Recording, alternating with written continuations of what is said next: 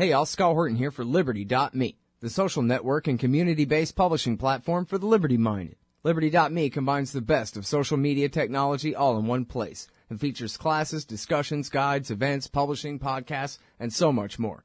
And Jeffrey Tucker and I are starting a new monthly show at Liberty.me, Eye on the Empire. It's just $4 a month if you use promo code SCOTT when you sign up. And hey, once you do, add me as a friend on there at scotthorton.liberty.me. Be free. Liberty.me. All right, you guys.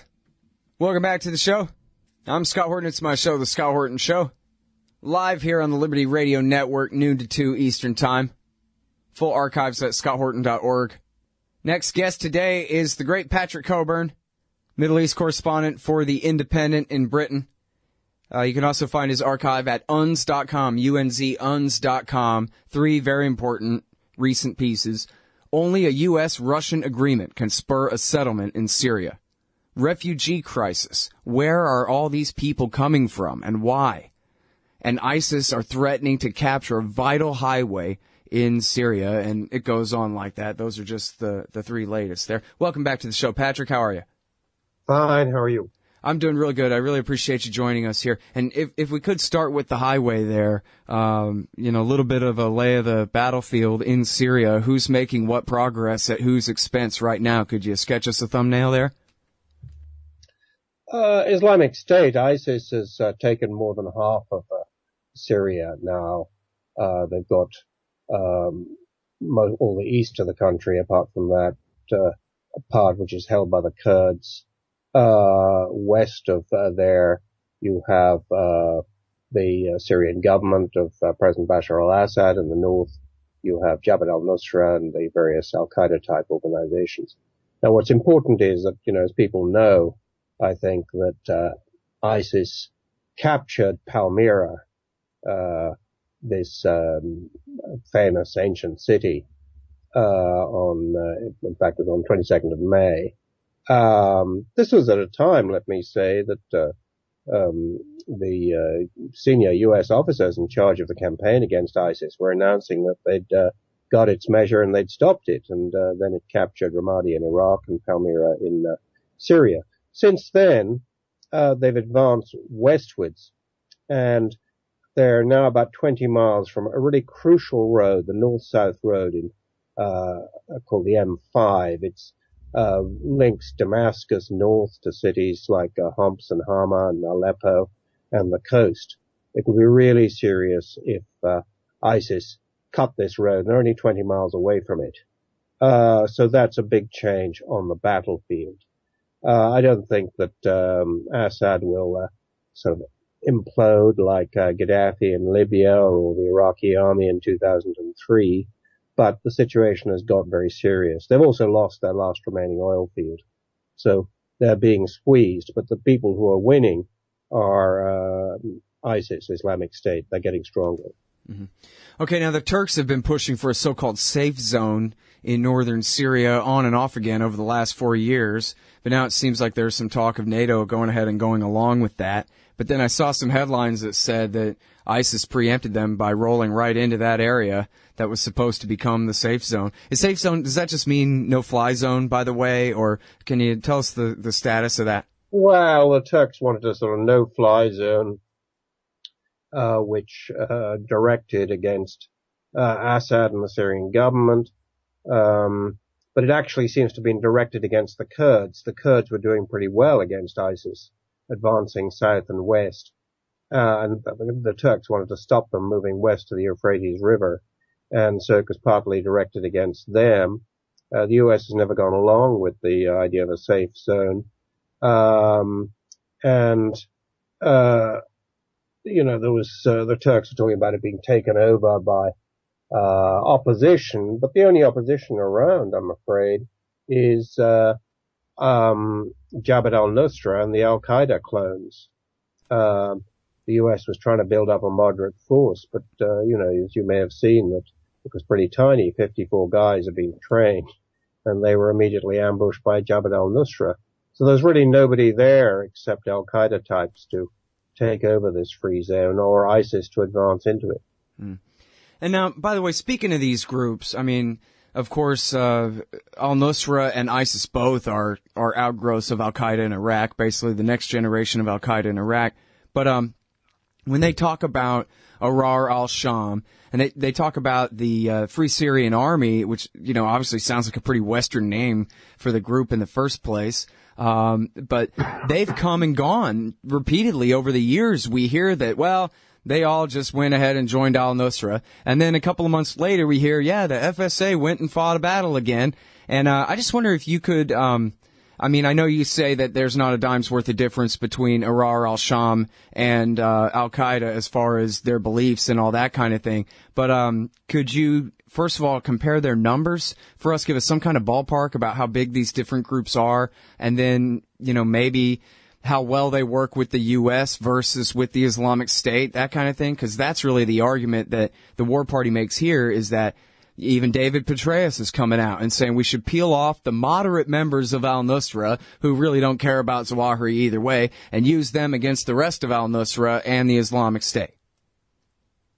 Yeah, it's kind of crazy, these Islamic State, al-Nusra, or al-Sham, their ideology is pretty well the same. These are fundamentalist Sunni Muslims. They want to impose Sharia law. They do impose Sharia law. Jabhat al-Nusra was trying to present itself a little bit more moderate, so their leader gave an interview and said, well, we wouldn't kill all Alawites, which is a Shia sect in Syria. But of course, they'd have to convert to his particular variant of Islam. And about the same time, when some villagers objected to this forcible conversion, they were immediately massacred. So there isn't a great deal of difference in the ideology between these people. Their numbers, I don't really know. There are differences over how big ISIS is. I'd say sort of 50,000 plus. Kurds and others would say larger. The CIA has said less. I don't think people really know in Iraq and Syria how many people they can actually send into the front line. Likewise, the other groups, but in the tens of thousands. So I think this attempt to say that they're kind of moderate Al-Qaeda guys. You see, let me take an example. Ahrar al-Sham, about 18 months ago, ISIS suicide bomber blew up some of their leaders, I think, including their deputy leader. Then it turned out that the deputy leader of Ahrar al-Sham, the more moderate jihadis, happened to be the main representative of Al-Qaeda in Syria. So, these guys, they're all pretty similar.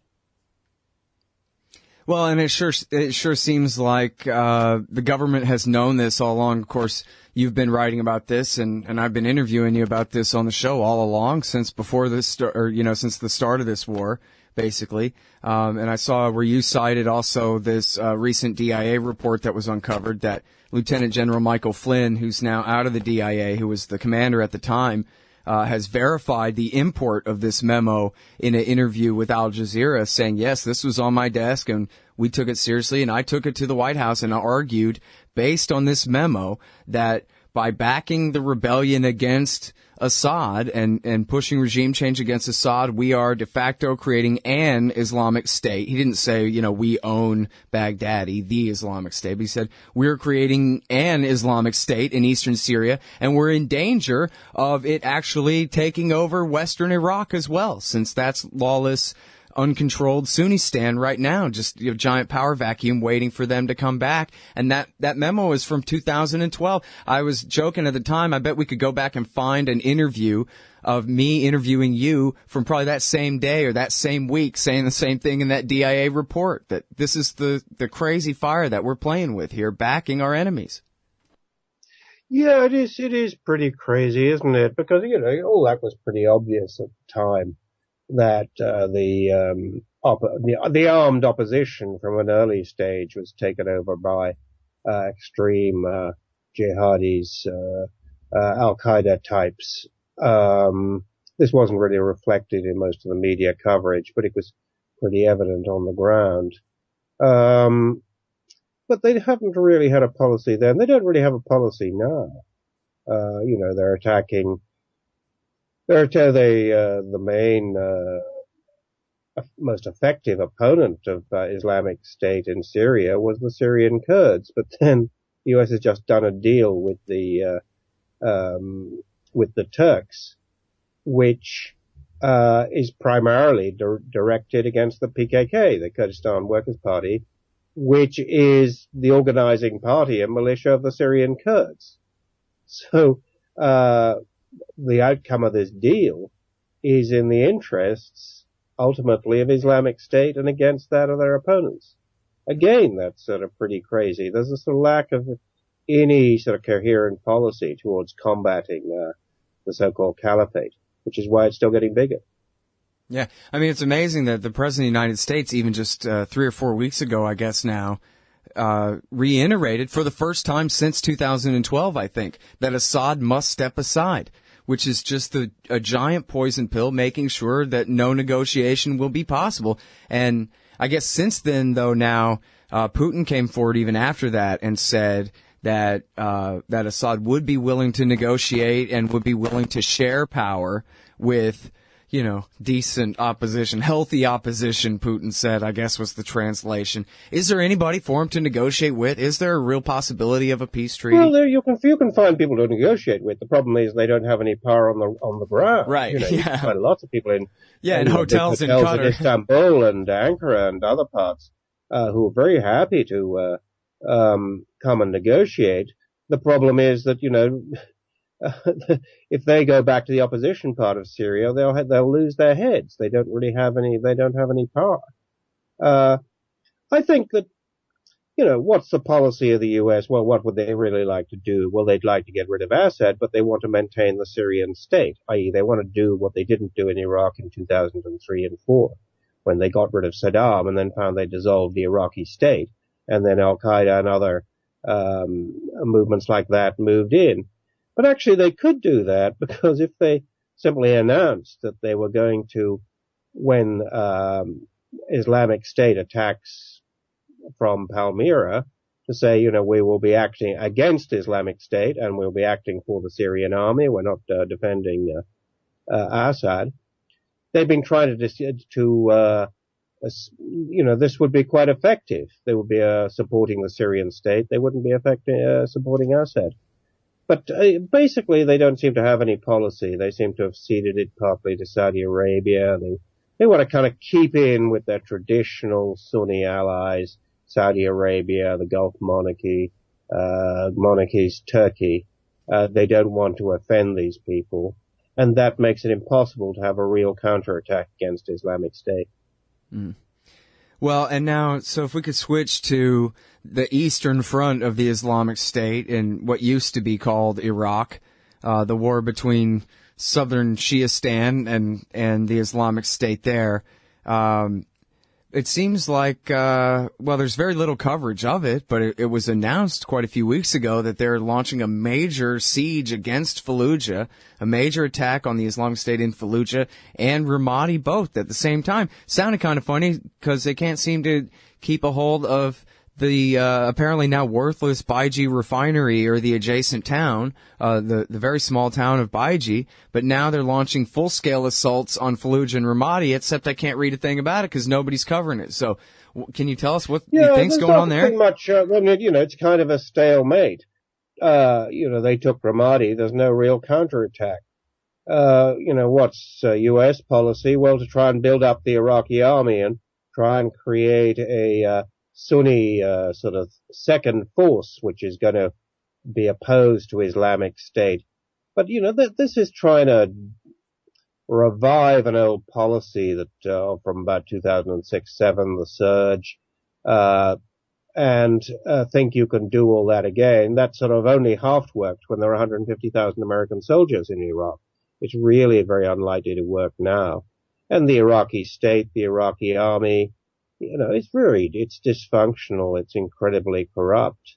It's really a sort of, it's going nowhere. And, at the same time, suspicion of the Shia militias and as being under Iranian influence. So I don't, again, there isn't really an effective policy, and the Islamic State stays where it is. I don't think it'll expand because it depends. It comes out of the Sunni Arab community. They're about 20% of Iraqis, 20% Kurds, and 60% Iraqi Shia.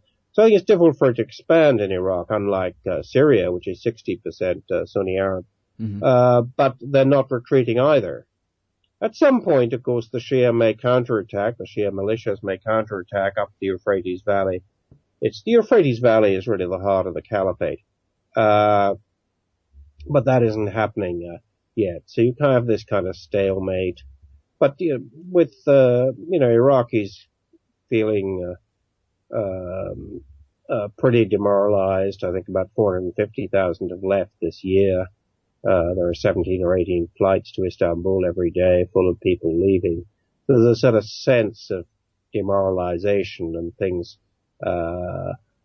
getting worse. You don't really hear about it so much as Syrian refugees, but there's a smaller but still very significant exodus from there. Mm. Well, it's pretty contrary to the narrative in Washington, D.C. about just how much we're all supposed to hate Iran and Assad, and especially Putin in Russia. But it sort of seems to me like a perfect place, a perfect time and place for the Americans to completely butt out of the Middle East, especially now that we got Russians on the ground, apparently obligated to helping Assad survive. Let them fight our stupid war on terror for us.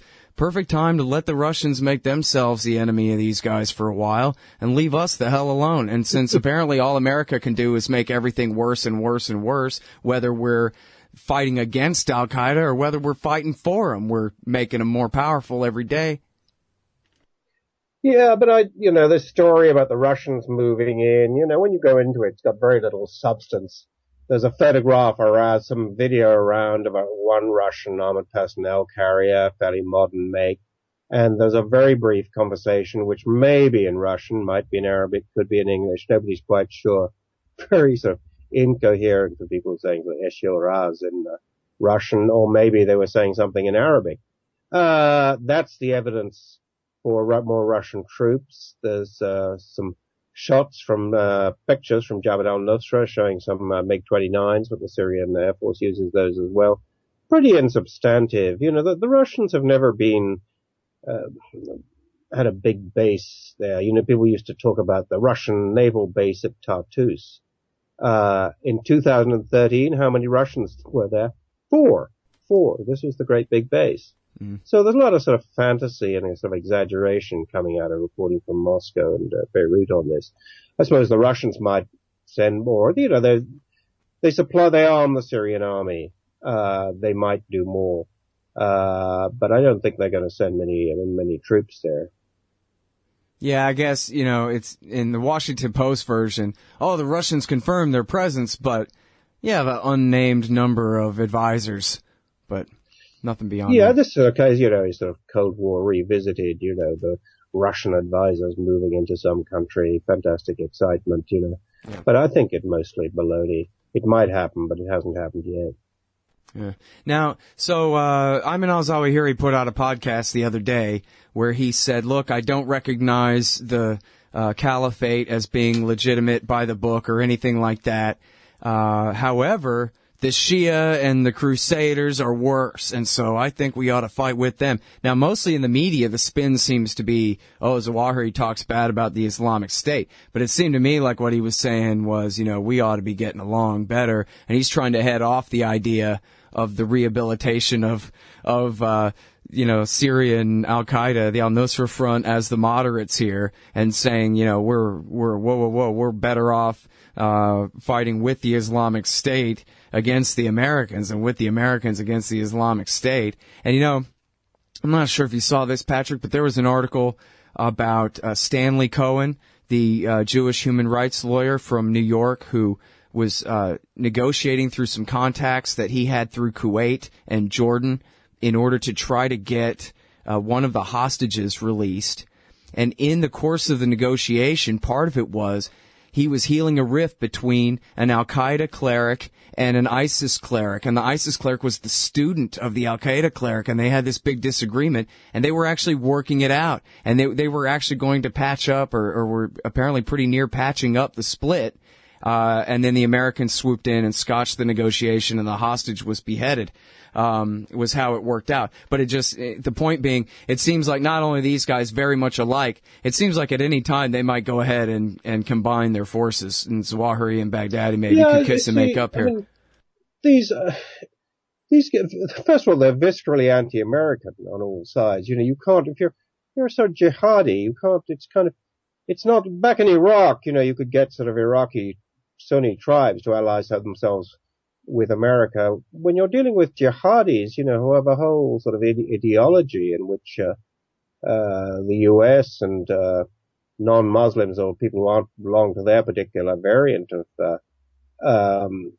of Islam are regarded as heretics or are all demonized. So it's pretty difficult for these guys to sort of shift over and suddenly become allied to the Americans without losing a lot of support or getting killed. So I think that all this idea that somewhere there's a sort of moderate Al-Qaeda faction, is just sort of crazy. Well, how likely do you think it is that al-Nusra or Al-Qaeda and the Islamic State will heal their rift and join back together again? And I guess what difference do you think it'll make? These guys that have killed each other, they're after power, but it's sort of, it's ideology isn't much different, but they're both all bidding for power, and they've killed a lot of each other. So I can't see them sort of suddenly, and these are very sort of savage, cruel people. So I can't see them, kissing and making up. Yeah. But at the same time, I don't see them becoming sort of suddenly moderates who are allied to the Americans. You have, while you have the whole opposition basically dominated with these people, this sort of works militarily against Assad, but politically it doesn't quite, because the people who are in Assad's corner, who, aren't really pro-Assad, but they don't have any choice. They prefer him to the alternative, which is basically losing their heads. So long as the opposition is all dominated by these people, then people who are in a corner with Assad have got no alternative but to fight with him. I know a Syrian who said everybody hates Assad, but they back the army, which is protecting them from these guys. That's why it might be a good idea to go and help the Syrian army when they're fighting Islamic State. You know? Because at the moment, if people think in Damascus, well, Assad goes, probably, the army will begin to break up. There'll be nobody uniting anything. Right. And the next thing is we'll have Al-Qaeda and Islamic State here, killing all the Alawites, the Christians, and the Sunni who are in Damascus. Remember, there are cities in like Tartus that used to be Alawite. They're now mostly Sunni because they're full of Sunni who fled from Islamic State. Mm-hmm. Any Sunni, who sort of may not like Assad, but they're even more terrified of Islamic State, or they work for the army, or they work for the government. They're all vulnerable. Mm-hmm. So, there is a way of combating Islamic State, but, Washington, London, the others, Paris, they really haven't done this. They haven't, when it comes to the crunch, they won't stand up against sort of Saudi Arabia and Turkey. They won't do various obvious things. That's why Islamic State is still there. And now, speaking of which, you mentioned earlier that unlike in Iraq, in Syria, it's a 60% majority Sunni population. And of course, it's the state is certainly backed by the minority secular coalition of the Druze and the Christians and the Shia and the Alawites, as you mentioned. But what percent? Army of Sunni. I'm sorry. Yeah, I wanted to ask, what percent of the Sunnis of Syria support the state versus the revolution? Because they paint it in very kind of black and white sectarian terms, as though all Sunnis are on the side of the revolution. Yeah, this is sort of, if that was true, they'd have taken over, 3 years ago. I mean, a diplomat in Damascus said to me, look, you've got three factions. You've got the government, then you've got the anti-government, and then you've got people who are the anti-government, i.e., a very large constituency of people who don't much like the government, but they're even more terrified of the government's opponents. And you have to sort of factor this in. So would you say that's a majority of the Sunnis of Syria? I wouldn't know, but I think, then you have people who are, have been bombed. The government, has been barrel bombing. What happens when the opposition takes over an area? The government says, oh, we're going to bomb that area. Everybody should get out. And then they treat anybody in there as being an enemy. So they drop, barrels full of explosives and artillery and everything else, on that area. They devastate and go through North Damascus. I've driven through there. It's like sort of pictures you've seen of Dresden or Hamburg in 1945, just heaps of ruins everywhere, just mile after mile. Scary place to drive. Other opposition places, they've just been shattered.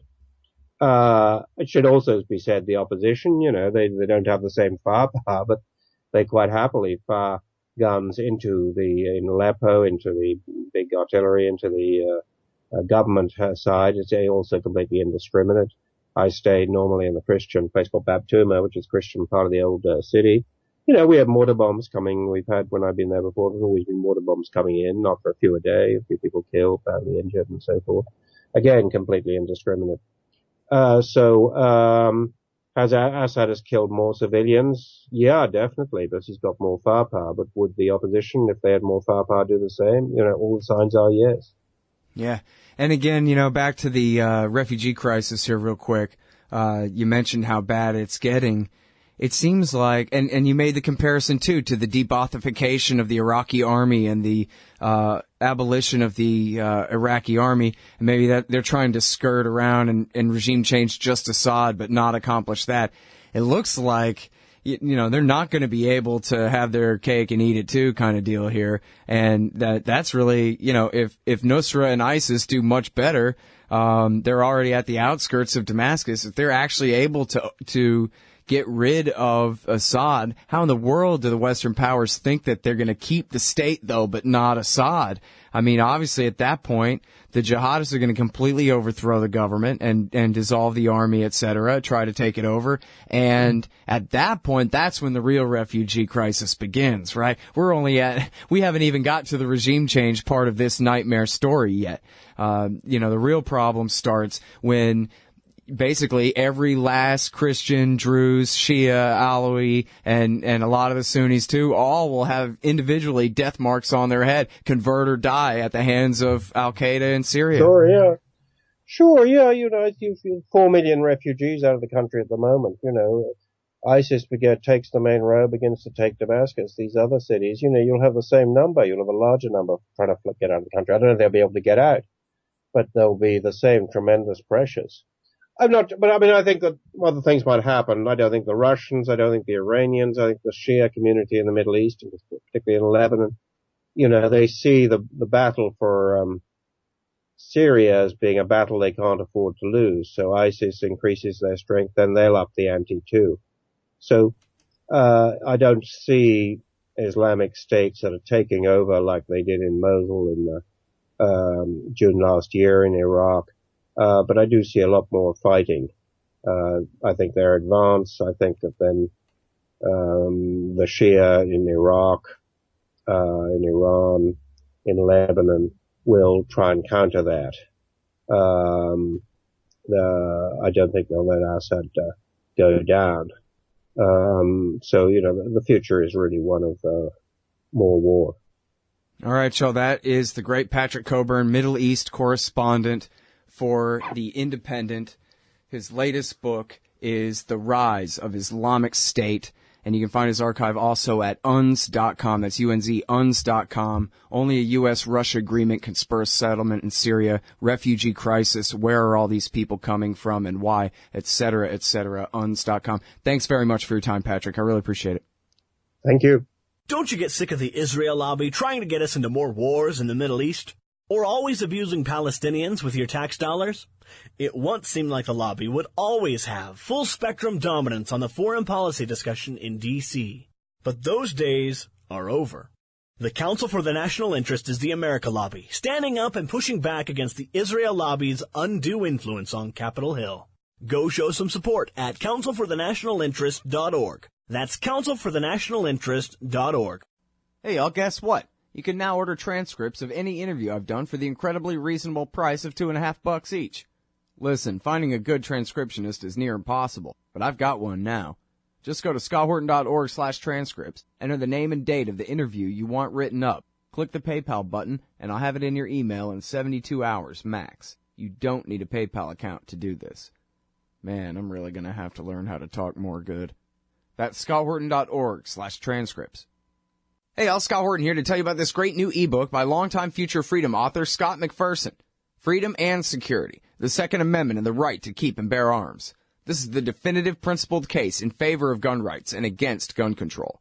America is exceptional. Here the people come first, and we refuse to allow the state a monopoly on firearms. Our liberty depends on it. Get Scott McPherson's Freedom and Security, the Second Amendment and the Right to Keep and Bear Arms on Kindle at Amazon.com today.